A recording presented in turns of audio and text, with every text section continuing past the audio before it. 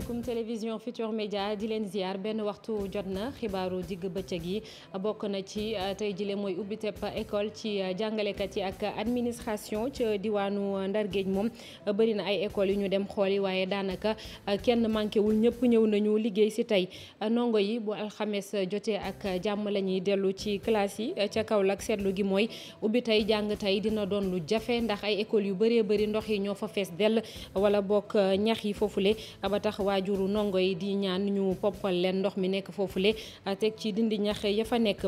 ay waxtaan wu yaa la ñu door démb ba léegi fii ci Sénégal mu ñeel ay urgence ci réew mi service yoo xamante ni way jëfandikoo yi saa su nekk dañ ciy jàmbat ci njeexitalu liggéey boobee nga xam ne ci diirub ñetti fan lay doon ministère bi ñu dénk wàllum paj mi ne dinañ ci jël ay matukaay ngir gën a ñoŋal urgence yi. Sicap Kër Massar fii ci Ndakaaru Sandiara ci département bu Mbour wala Karantaba ca bët saalumu réew mi bëri na ay village yu nekkee ca pegg boobule li ñu bëgg mooy ñu defaral leen ay tali jox leen courant bokk na ci ay ponk yu ñuy jàmbat jamono ji ña fa yeewoo dañoo gontu démb daal di manifester ci yooyee nga xam ne mooy ay métit yu ñuy faral di dund. màggal gu mag gi ca Touba Mbacké dinañ ko amal fukki fan ak juróom-ñaar ci weeru octobre yam ak fukki fan ak juróom-ñett ci weeru safar Serigne Mountakha Bassirou Mbacké di xalif général kullu murid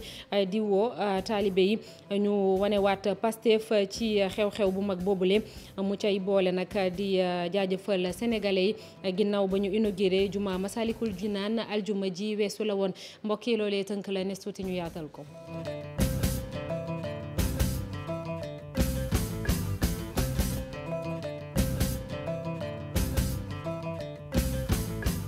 ginnaaw bañ leen nuyuwaatee ba noppi tey jile mooy rentrée scolaire ngir jàngalekat yi ak administration ci école yi ca diwaanu Ndar Géej seetlu gi mooy daanaka lépp jaar na yoon lu ci mel ni école Sayer Sey foofee jàngale yi jàngalekat yi ñoom ñëpp ñëw nañu beneen école di bu Rawaan Ngom foofu naam sax na classe yu bëri dañoo màgget ñi dëkk ca diwaan bi ñoom ñoo jóg ci seen bopp ngir daal di koy defaraat rentrée scolaire bi mën a jaar ci yoon reportage Ousseynou Diop Habib Seck. ak ñi nga xamante ñoo nekk ci wàllu administration bi ubbi nañu ci bisu talaata bile ci école Sayer Sey ca Léona bañ fa demee fekk nañu ñi nga xamante ni ñooy jàngalekat yi ñëpp ñëw waxtaan bi tàmbali ñoom nag ñu ngay xaar ndongo yi ci alxames bi fii Sayer Sey moom vraiment tijji nañu enseignants yi tijji nañu ñoo ngi na la toog donc daanaka xam naa fii la ci kanam tuuti le personnel sera au complet donc am nañu jot ñëw mais nous espérons que ci kanam incha allah ñëpp daañ ñëw. beneen l'école boo xamante ni dem nañ fa muy école Rawaan Ngom foofee nag lépp luy mbalit génne nañ ko defaraat ay salle de classe ngir rentrée bi mucc ayib. communauté bi il faut que ñu approprier aussi école yi parce que école bi suñu école la suñuy doom suñuy jarbaat suñuy sët ñoo fiy jàngee donc il faut que ñu ñëw apporter suñu contribution pour au moins suñuy doom yi ak suñuy sët yi suñuy jarbaat yi mën a nekk ci conditions yi yu baax quoi. ci kàddug inspecteur éducation ak formation ci Saint-Louis commune di Cheikh Yaba Diop moom xamle na ni lépp yemb na ngir dalal ndongo yi. ku ko gis xam ni dëkk bu xamante ni si bu tawee taw bu néew sax dañuy am ay écoles yu taa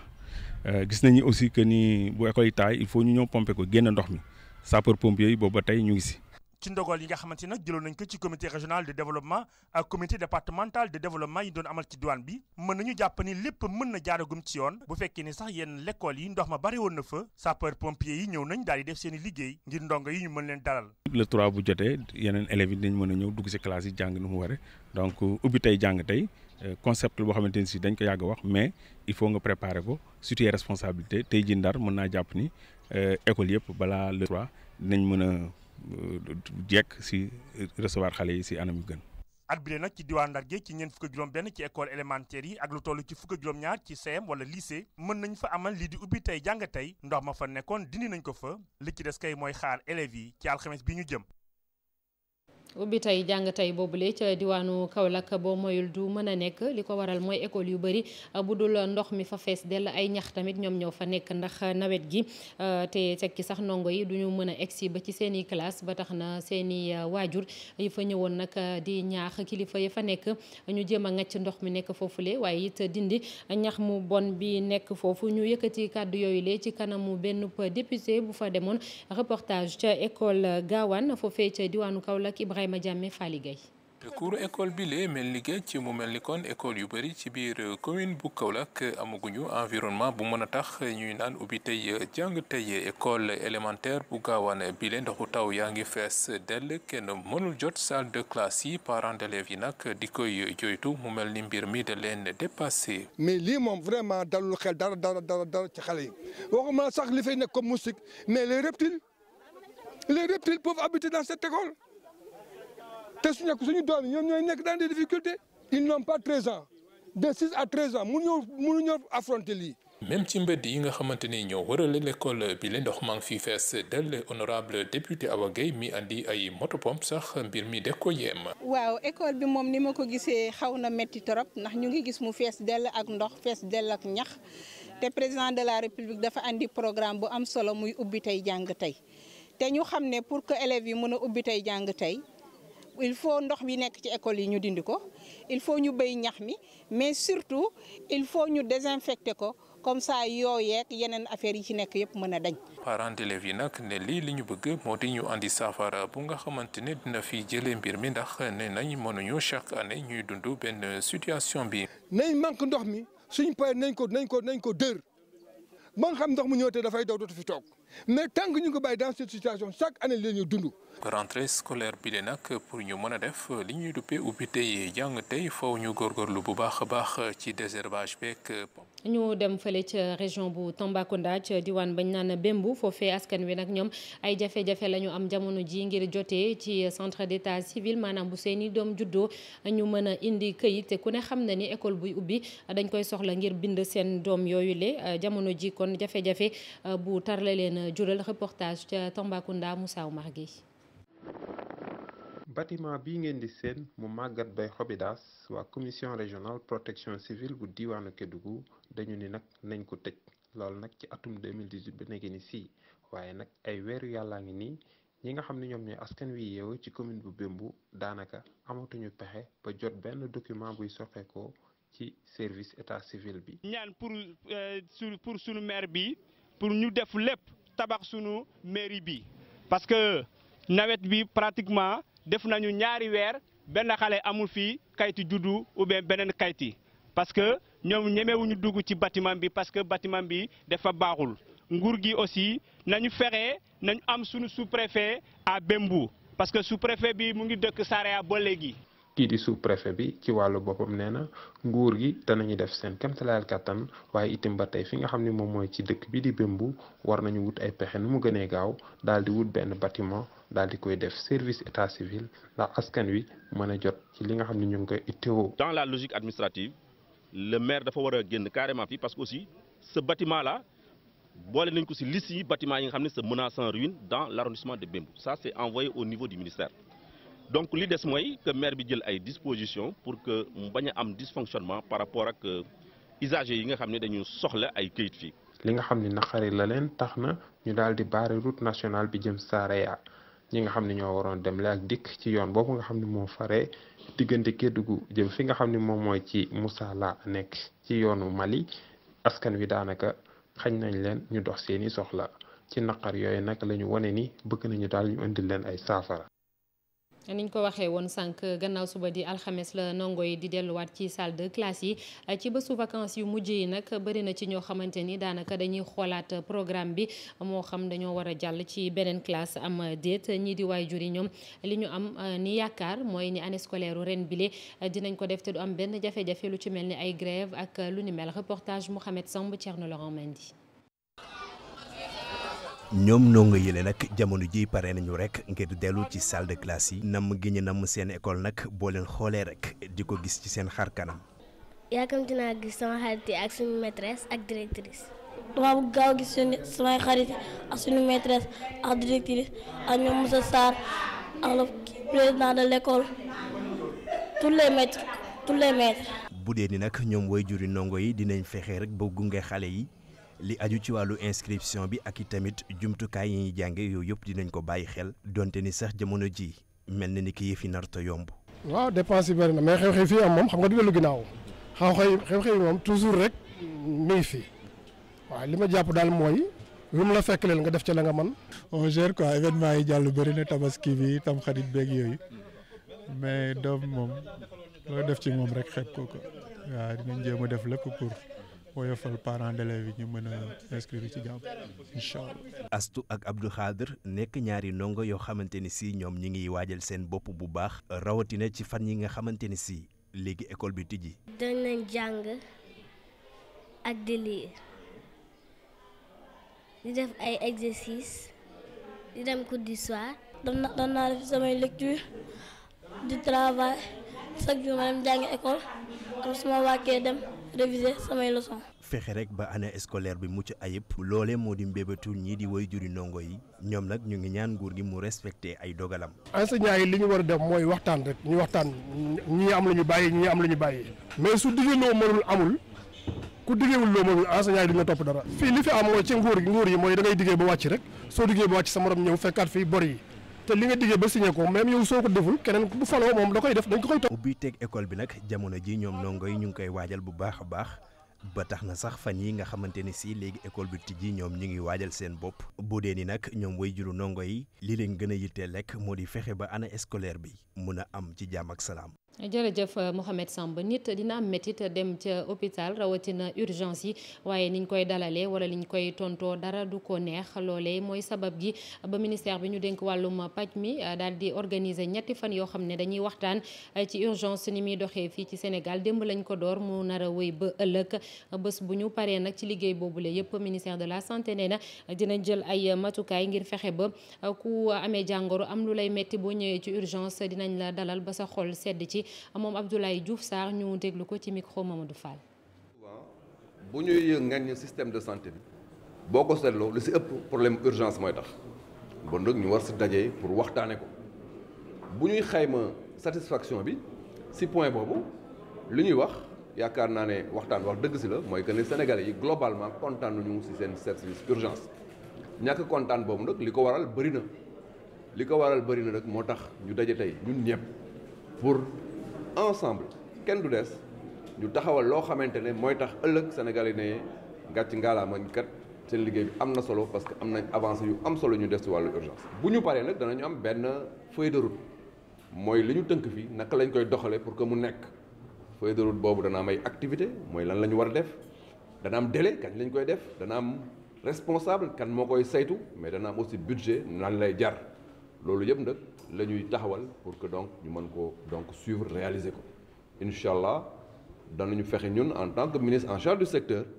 fexe ba feuille de route boobu mu bañ a nekk rek beneen feuille de route si feuille. dugg nañu ci octobre nag ku ko dégg octobre rose mooy weer bi ñu jagleel xeex cancer yi dal jigéen ñi rawatina bu ween booy xool sax cancer yëpp boo ko boolee li ñuy faat ñoom daanaka sida wala tuberculose sax duñ ko faat ba tax na docteur Abdoul Aziz Kassé di ab cancérologue li mu bëgg ministère bi ñu dénk wàllum paj bi def ko mooy benn stratégie nationale muy programme national pour xeex kon cancer ci réew mi. mu di ay kàddu yu mu yëkkati ginnaaw ay bés yu ñu amal ay consultation gratuite ca diwaanu Pire ñoo ko organisé di mbootaay boobee ñu duppee booloo takku liggéey Pire Cheikh Anta Diop ak Seyla Thier ñoo ñu teewal ca diwaanu Thiès. cancer mi ngi faagaagal ba léegi ci réew mi ndéem nag def nañ ci ay jéego yu am solo waaye nag ki nga xamante ne moom mooy docteur Abdoul Aziz Kassé di maître conférence ci institut cancer bu université Cheikh Anta Diop dikkoon fii ci diwaanu Pire ci bëccëg yi ñu taamu woon ngir saytu wér-gu-yaramu askan wi gis ne xeex bi de li ciy pexe moom mooy amal ab programme boo xamante ni dinañ ko taxawal fii ci réew mi ngir xeex wàllu cancer. buñ ko defoon fépp fu cancer daan rey téeméeri nit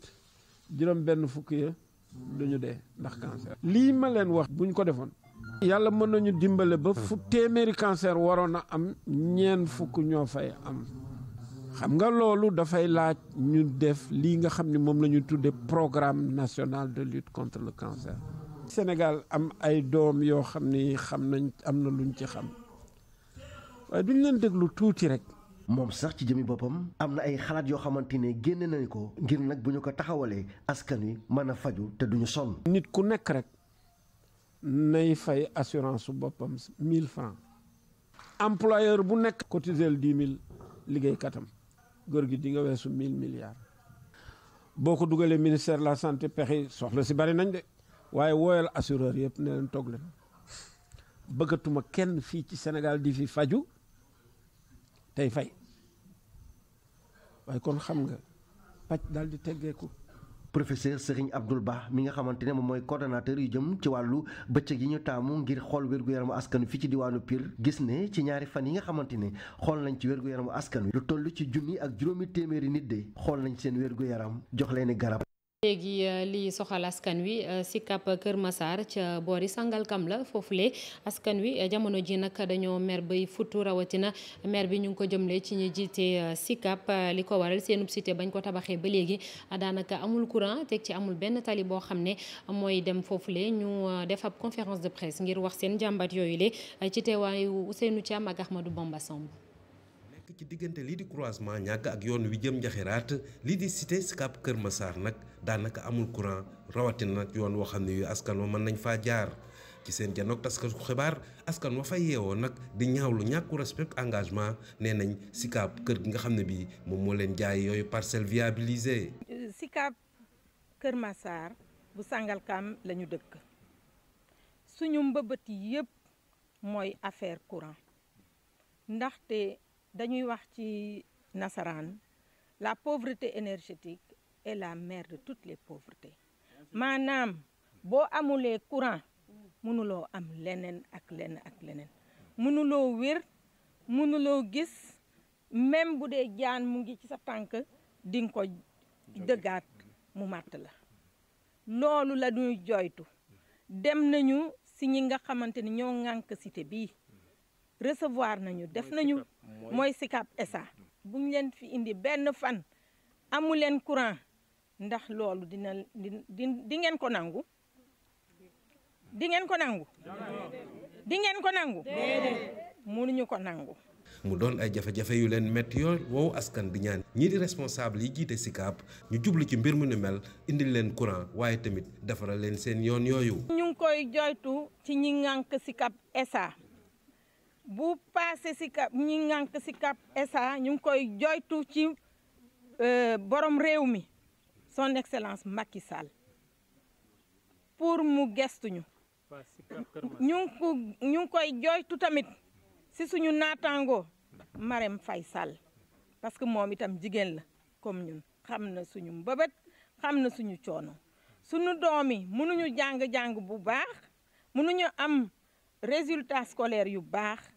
seen santé mënul baax aussi. gannaaw seen génne bi lay nag woowu askan ne dinañu amal yeneen plan d'action nag fexe ba nag ñi di responsable Sicap dëppoo ak digge yi nga xam ne nii waxoon nañ leen ko bañ leen di jaay yooyu kër. daanaka lu ni mel la waa Sandiara di jàmbat rawatina ñay yeewoo ca village yi di Mburux Pël Mburux Tukulër ak Ñañaar nekk ca commune boobule ñoom nag dañoo génnoon ci mbedd bi ndax dañoo soxla ay tali ñu ne courant waaye tamit ñu tabaxal leen foofee ab sem teg ci dañoo jàpp ni lépp loo xam ne maire bu Sandiara digaale woon nag ak ñoom defu ca dara reportage Abdourahmane Diallo Mamadou Gueye.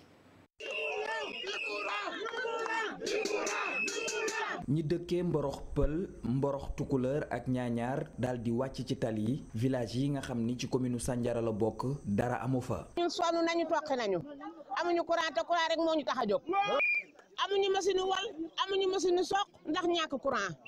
xale yu góor yi ak xale jigéen ñi bu ñu dee jàng seen bi sooy na lool te jamono ji naqari nañ ku sa doom tàggu ne la maa ngi jàngi ñu yaakaar ni doo dikk bu guddee du mën a jàngale son ndax sonn suñu hôpital a ngi nii ba mu paree ba tey karoon nañu ko defar nañu bunt yi defar nañu yëpp mënu ñoo fexe ba hôpital bi ubbi suñu yoon waa ngi nii kenn defaru ko suñu yoon bi dañuy dem marché oto yi dinañu rëng-rëngee bu nga xam ne buñ dikkee kenn ku ne sa yaram day tas. ñu daal di takk seeni sagar yu xonq yor ay pancarte waa Mborox di xamle ni meeru Sandiara defu fa dara lu dul ay dige yu mu dul respecté. li may wax nii nag je mets en défi Serigne Gueye Diop le maire Malick Gaye Aliou Ngingue son adjoint ñoo ñëw fii ci dëkk bi ñaari yoon promettre ñu di courant ñu ñëw fii ne balaa 15 jours di ngeen am courant dañu ko waxee la ñu dem man nag ma toog fii laajal gune yaa ngi nii mujj na du ma génn ci dëkk bi ndax fu ma génn ñu ne ma pas courant a seen courant bi kañ lay ñëw man dinaa nekk mag mu leen mag fuuf ñu di ma fenloo samay biir yi bokk ay kilifa la ñu mais duñu wax dëgg. bu ñu sukkandikoo ci waa Mborox Pël Mborox Tukulër ak Ñaañaar marche bi lenn rekk la ci seen xeex bi li ni mel sax a tax ñuy ñaan njiitu réew mi mu bàyyi leen xel ci PUDC bi. jërëjëf Abdourahmane Diallo fële ca Jindinki ca commune bu Karantaba la nekk ca bët saalumu réew mi ñoom tamit am na lu leen metti lu ci mel ni ay tabax lu ci mel ni ay tali yu ñu soxla waaye tamit ay courant beneen mbir benn case de santé ambulance ñoom daal daanaka seenub jàmbat dafa takku loolu ñu xool loolu lépp ak Bakary Konté Xaali Jàmme. population yi nekk fii ci diwaan Jidink Mandeng ñoom nag ñi ngi ne nguur gi nañ leen tabaxal seen yoon wante tamit indil leen électricité ci seen village. depuis ñaata at ñu ngi nii ñu ngi ci l'obscurité pas de courant amul case de santé amul école bu bonne qualité et tellement yaa ko des abris provisoires te xale yi mënuñ jàng ci système boobu parce que dafa metti tellement. école depuis 2000 lañ tabax ñaari classe yooyu ba léegi ñu ngi nii pour yokki classe dañuy population ñooy dajale ñu xool ay quarantaine dajale ko xale yi mun a jàng parce que dañoo bëgg a meilleur suñu xale yi doon meilleur ci biir Sénégal bi kon situation bu mel noonu état war na bàyyi xel ci ñun. ñoom nag la ñu bëggaate benn case de santé wante tamit ñi tabax salle de classe yi nekk fii ci diwaan bi ñu bëri si ñoom ay abri provisoire la. am nañu ay malade yoo xamante ne war nañ leen yóbbu hôpital amuñu moyen pour yóbbu leen parce que tali bi baaxul. case de santé muy nii. case de santé muy nii depuis ñaata mois lañ ko commencé population ñoo dajale seen moyen commencé ko mais ba léegi gisuñu dimbal état bi gisuñu dara ci état bi te gisuñu dara ci autorité locale yi tamit demen den boo daj gisoo leen fi benn oto kon bu ñu amee malade saret la ñuy jël teg malade foofu yóbbu ko ba 6 kilomètres balaa ñuy egg ci hôpital bi malade yi dara mun na ko dal n'est-ce pas kon bu ñu amulee saret dañuy jël moto yi. gox bi nag nekk ci diwaanu Pakaaw bokk ci commune bu Karantaba jigéen yi bëri ñoom maraîchage la ñuy yëngatu loolu moo tax ñu bëgg ñi daal leen indil ay périmètre maraîcher yoo xamante ne dañ ko clôturer ba pare ñi daal leen financer pour ñu mën a def seen i ak. bokk na ci ponk yi ñu doon junj ci ndorteelu xibaar yi muy màggal gu mag gi ca diwaanu Touba Mbacké dinañ ko amal fukki fan ak juróom-ñaar ci weeru octobre muy fukki fan ak juróom-ñett ci weeru safar xalifa général kullu murid di Serigne Mountakha Bassirou Mbacké di woo taalibe yëpp nag ñu def nañ daan def wala sax nag lu ko raw ngir xew-xew boobule mën a jaar yoon muy bés bi ñuy fàttaliku gàddaayu Cheikh Ahmadou Bamba Khadimu Rasoul wutali ji Gabon moom Serigne Mountakha Bassirou jaajëfal na tamit bépp sénégalais ndax aljuma ji weesu ak seenu pas-pas bi ñu wane ci bés bi ñu doon dalloo juma Masalikul Jinaan ñu ànd ci Chérif Dia. kaddu yi cant ngërëm jóge ci xalif général des Mourides Serigne Mountakha Mbacké wane mbégteem ci taxawaay bi nga xamante ni sénégalais yi taxaw nañ ko ci jumaay Masalikul Jinaan bis la bu nit du fàtte ci histoire looloo tax rek mu yëkkati kaddu yi jagleel leen ko. ñëpp la sant du ma ci ñàkk a xaasal sama bokki kilifay diine yi nga xam ne ñoom laa bokkal liggéey bi. liggéey bi mooy lislaam rek. liggéey bi nag mooy lislaam donc. maa ngi leen di sant ñoom ñëpp. kon nag kilifay diine yi ci réew mi yëpp sëñ bi nee na mi ngi leen di sant ñoom ñëpp. taxawaay bi mat na sëkk. taxawaay bi mat na sëkk. ci yéene ji. ci pësteef bi ci yitte ji. lépp mat na. lépp mat na. lépp wan nañ ma ko. lépp wan nañ ma ko. gis naa ko. gis naa ko. yëg naa ko ci sama xol. maa ngi leen di sant bu baax. kon maa ngi leen di sant bu baax ñoom kilifa yi. gën a feddali sama laxasaay gën koo ànd ak ñoom ci fas yéene liggéey lislaam. te fas yéene naa feddali sama laxasaay fas yéene ànd ak ñoom ci liggéey lislaam. ci ngërëm googu moom ku tedd kii fàttewul njabootu Serigne Touba. geneen sant cant goo xam ne nag. geneen cant goo xam ne. dama koy sant sunu borom. dama koy sante sunu borom. kilifa yi ma bokkal Serigne Touba. ñu bokk liggéey bi. ñu bokk liggéey bi. ñoom nag xaw ma nu ma leen di sante. ñoom nag xaw ma lu ma leen di sante. loolu mel ni mbir mu toll noonu fi man amut. lu rëy la ci man. lu rëy la ci man. tawfeex ju rëy la ci man. tawfeex ju rëy la ci man. jëf ju rëy la ju jóge ci ñoom jëm ci man. jëf ju rëy ju jóge ci ñoom jëm si ci man la. ginnaaw Masalikul Jinaan ñu dëgmal xew-xew bi gën a màgg di màggalu Touba ñu jàpp ko ren fukki fan ak juróom-ñaar ci weeru octobre mu ciy daal di joxe ndigal lii. kon nag sëriñ bi nee na ni ko sëriñ bi diglee te mboolem ku fi mas a nekk sëriñ Touba ku ne woote ko ngir sant la ci sëriñ Touba boroomam ñaana loola rek lay fàttali ndax sëriñ bi ku ne xam na ne da ko woote woon ci jaareem ne fépp waaye nekk na ko fa sant la yàlla bu agsee. mu mel ni ndigal li wàcc na ñaari ayu bés moo dox suñ diggante ak fukki fan ak juróom-ñett ci weeru safar di bis bu am solo ci lislaam. jërëjëf Chérif Dia ñu wax ci leneen muy jéggal bi ñu jéggal Khalifa Ababacar Sall ba mu génn ci kaso bi barki bi ci guddi ministre du commerce moom yëkkati na ci ay kàddu Aminata Assome Diatta jàpp ni lu baax la ndax Sénégal dafa soxla doomam yëpp ngir ñu mën koo suqali moom am na yeneen kàddu it yu mu yëkkati mu ñeel Marième Faye Sall di première dame ba mu demee New York bàyyi nit doon ko yuuxu Aminata Assome Diatta demoon fële ca diwaanu Oussouye doon seet buur ba ñu déglu ay kàddoom. donc ñuy rafetlu bu baax a baax président de la république li mu def lii loolooy wane rek grandeur am ak humanité am donc ñu ngi ciy kontaan bu baax mais aussi di wax ni loolu dafa am solo ci apaisement bi ndax ñëpp xam nañ ni fu mu ne nii dëkk bi lu ñu soxla mooy dal ndax mënuñu liggéey dëkk te amul àndul ak dal donc président toujours ñëpp xam nañ ni li muy def toujours day dem dans le sens li nga xamante ne mooy jëmale dëkk bi ci kanam te lii nga xamante ne moom lañ def ci Khalifa Sall gëm nañ ni dina yokk ci loolu surtout que dañoo soxla doomu Sénégal yi yëpp ku ci nekk nga dugal loxo ci kanam pour dëkk bi mën a dem ci kanam. waaw loolu moom kenn mënu koo rafetlu te en tant que jigéen mënuñu ko rafetlu ndax di reprocher jigéen ni dafa nekk ci wetu borom këram loolu defe naa. li tubaab bi naan c'est insensé amul fenn foo xam ne nit mën na ko foo teg donc di kontaan tamit ci taxawaay soxna première dame madame Marième Faye Sall ndax dafa won ñooñu ni moom amul lenn loo xamante ne mën na ko reprocher boobu.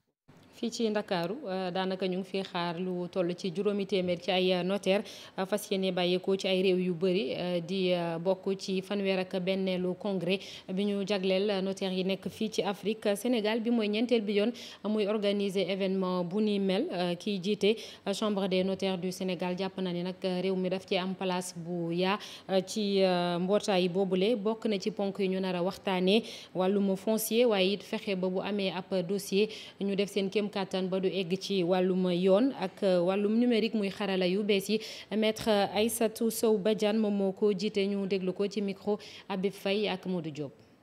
bi ci notaire di am mooy toujours fexe ba lépp lu nit jënd ñu jaarale ko ci yoon ba li mu jënd mu mun cee jot parce que suuf si dafa bëri problème bi nag li ko indi de façon générale moom mooy nit ñi dañuy def ay transactions ci terrain yoo xam ne ni kenn immatriculé wu ko donc terrain bu ñu immatriculé wu pour identifier ku ko moom dafay jafe donc loolu moo tax ñun ñu bëgg ci suñu congrès bi ñu réfléchir pour que même ñi nga xam ne ni dañuy def ci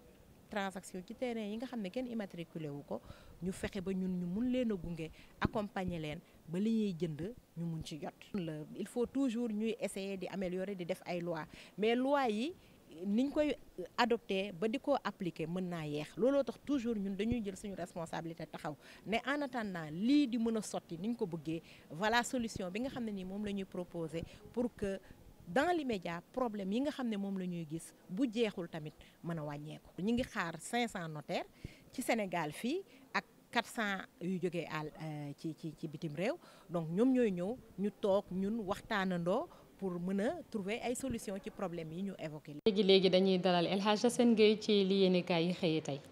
mbiri Khalifa Ababacar Sall di wéy di gën a fës ci yéenekaay yi ci observateur yaay ja soxna Awa Niang di ci wax ne président Macky Sall diggam ak Khalifa Ababacar Sall fayul naar ba xoromam la muy ñaan rek nag moom soxna si mooy doom ja Khalifa Sall doon vice président bu Sénégal boobu nag na fekk yoon ba ko ca ndax ci wàllu éligibilité maanaam sañ-sañu taxaw ngir ak paluwaat fii ci réew mi borom xam-xam yi dañu cee wuute gis-gis waral les échos ne werante gu rëy la jur ci yéenekaay bi maître Assane Dioma Ndiaye ne dogalu justice kese moo mën a ñàkkloo Khalifa Sall ay droits civils ak politique professeur Ndiak Fall moom ne code électoral bi ci boppam ak na mu bindoo moo ko tëwa ne candidat maître Moussa Sarr di ko feelu ci source aané su dee Khalifa Sall mënatul nekk mbër ci élection article L31 bu code électoral bi moo ko waral ndax code électoral bi moo tere képp kub daanub juróomi ati kaso tegu sa ndodd nga sàkku baatu askan wi maître Amadou Ali Kane di fàttali moom ba tey ak source aané juge constitutionnel bi ci article L31 boobee la sukkandiku woon ngir dàq candidature bu Khalifa Ababacar Sall kon bu fa Khalifa Sall delloo it dafay dàqaat rek professeur Iba Bari Camara ci laas ne amnistie wala ab fombuk article L31 rek moo mun a may Khalifa Sall mu nekkub candidat professeur Ngouda Mboup moom déet la wax déet Khalifa Sall mun na nekk bu baax candidat 2024 ndax su boobaa gàllankoor gi ko topp tukkee ci yoonalu code électoral bi mun tawees di rëb juróomi at ak libéreem nag moom Khalifa Sall ci la source a ñëwaat ak taxawaay bu am solo mu ne bu ci les femmes leaders taxawee ci xët bu njëkk bu yéenekaay bi nataalu soxna Amsatou Sow Sidibé libération xëye la mu duppee secret yu sew sewaan yi lalu ci njëggal gi Khalifa Sall am yéenekaay bi ne lépp nag mu ngi tàmbalee 19 juillet 2019 ñetti weer ci ginnaaw ba maître Khassimou Touré jëlee xalimam bind président ngir ak jéggalu ngir Khalifa Sall Mbaye Touré ak Yaye Bodian ci njeextalu weeru sulet moom maître Khassimou Touré dem Rëbës ngir yëgal Khalifa Sall li nga xamante ni def na ko ci turam ci lu mu yëguwul ak moom mu def ko mu ne frère bataaxal bi nag président rek mu ne ak ministre de la justice maître Malick Sall ñoo ko yëgoon Serigne Mountakha Mbacké it naka noonu moom mi demoon ni jamono seeti Mbaye Touré ca gasub Rëbës rafetlu ko it dimanche ji nag bi njëgal gi waddee libération ne maître Khassimou Touré ko njëkk a yëg mu dem Rëbës 18h ba 20h ca waxoon na ko Khalifa Sall donte ci mujjantal gi sax bokkul woon ci kuréelu avocat yi koy défendre ndax réeroo diggam ak ñenn ci ñoom ñu ko jàppe woon ab tëb ndax ni mu xaritoo ci wàll wenn weeg Macky Sall ca nga ca des xaritoo ak Khalifa Sall di ay amitié yu muy assumé mu ne diggoon na Khalifa Sall ne dina def kem kàttanam ngir ñu libéré ko ndax moom frère am la moom Mbaye Touré ci du leen bàyyi ñuy maxe ci kasub Rëbës ci Vox Populi Moussa Tine di jege ñaale Khalifa Sall di ñëwaat moom ci la waral keroog meeram Ndakaaru ba woon lànk ci njëlbeen génn ci Rëbës ba tey ci yéenekaay bi Barthélémy Dias moom la mu gis mooy Macky Sall boppam la libéré Khalifa Sall nag Abdoulaye Gallo Diaw bokk ci comité directeur PS dafa gis ne ak mbon moo ndënmeelu ci kanamu mbaax la victoire du bien contre le mal le quotidien ginnaaw libéré gi gis léegi ne fi xeex bi ne nag mooy ci wàllu opinion bi maanaam wàll yi séq yëpp mbir mi ku ne yaa ngi fexee jiitu ci noppi askan wi docteur Bakar Dia ancien ministre ay dëggam ci laas jàppul ne ba fii Macky Sall na mu doxaleeg Abdoulaye Wade ak njuuba nga ca injustice la gis ca moom du fekkee injustice mu ne day amit lu ko metti su gisee Macky Sall di nabbee Abdou Diouf mu ne na sëxal ca wet ga Abdoulaye Wade des ak ngorom nag mu ne moo ko gënal ku koy yóbbaale ci njuumte yu rëy direct info moom fësale soxna Aminata Touré ancien premier ministre bu Sénégal jàmbaar ji ñu nekk wëllëre bu président Macky Sall kóllëre dogu rek ñu ne ci weti président mbiram suuf ak njublang gi ñu ne fàng ci réew mi la tribune xëyee ko xamal ñu ne 90% suufu Sénégal sax amuñu immatriculation Union européenne ci yéenekaay bi dànkaafu moom ci wuute gu metti gi am diggante yoonal gi ak saax-saaxe gi ñeel mbiram suuf ci réew mi naka noonu it na mu dugale xiini mii ni ak it gàllankoor yi mu indi ci wàllu investissement privé wàllu sport football géeg match xarito Brésil Sénégal fukki fan ci weeru octobre bi ci Singapour Aliou Cissé ci Les Échos di ci xamle ne bu keroogee benn complexe di xeeb suñu bopp du am suñu diggante ak Brésil dogal yi muy jëlit mu ne du ca def lenn lu mu dul yëgoog Mayacine Mar wàllu sélection bi nag la mu gëm rek mu ne mooy philosophie am du jëlab jour bu nekkul ci championnat yu mag yi ko wax ne Aliou Cissé waa CAN ba la àndalaat ne ay jour rek juróom benn yu bees jërëjëf El Hadj Assane Gueye sant ko gërëm ko ak yéen ñi àndoon nag télévision Futurs Médias 19h30 incha allah dinañ fi dellu si waat yaatalal leen yeneen i xibaar di leen ñaanal ngeen yendoog jàmm